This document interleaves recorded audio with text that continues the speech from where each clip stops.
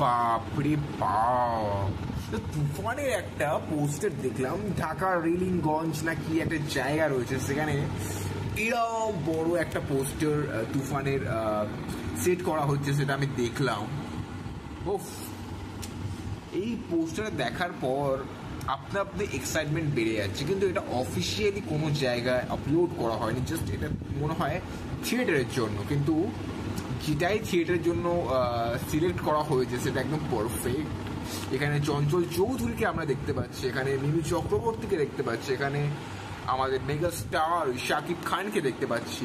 কি চাই ভাই?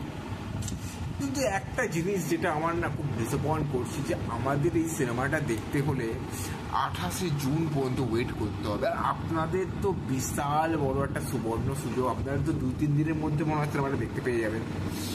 কিন্তু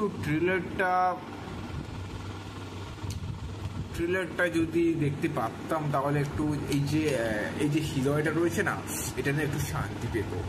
এই হৃদয়টা এখন না একটু একটু একটু থপ থপ থপ থপ করছে। তুফান সিনেমার ট্রেলারটা দেখতে পারলাম না, যে কোনো পর আপনি দেখান আমাকে বলছি, কিন্তু আমি হৃদয়কে বলছি যে না, একেবারে সিনেমাই দেখবো। ট্রেলারটা নাই বা দেখলাম, ঠিক আছে। তো এইটুকুই বলার ছিল। এই পোস্টারটা দেখার পর আমি জাস্ট ছিটকে গিয়েছি, এবং সিনেমাটা যে কবে আসবে আমাদের থিয়েটারে, কলকাতার থিয়েটারে, তো আপনারা প্লিজ ভালোবাসা দেবেন। আর দেখা হচ্ছে নেক্সট ভিডিওতে। তো বাই গাইস, তুফানের জন্য কিন্তু অবশ্যই চ্যানেলটাকে সাবস্ক্রাইব করবেন।